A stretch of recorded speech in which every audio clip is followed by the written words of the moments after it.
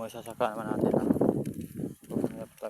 pagkano ng palay kasi yung dana natin so mahirap talaga yung dana natin at saka baka naman may balang kayo dyan paisin yung dana natin.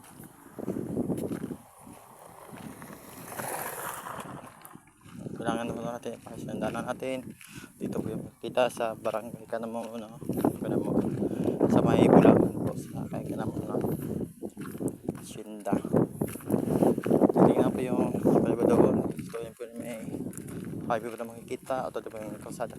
Hindi po na ituloy ng kalsada, baka naman ituloy naman to kasi yung magsasaka natin ang hirap po dadaanan magkano ng mamay tsaka ang hirap din daanan sa mga estudyante no? Dito kasi palaging dumadaan kasi hirap pa kaya ayos naman to kalsada natin kung may hindi ka ba sa lugar.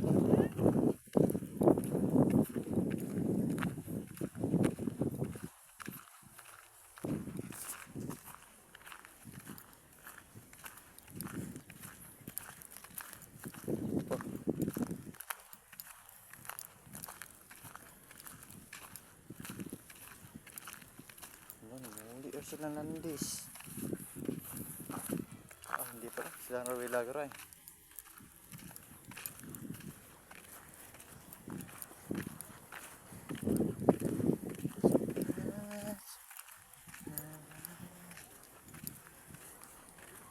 Ay bagal eh.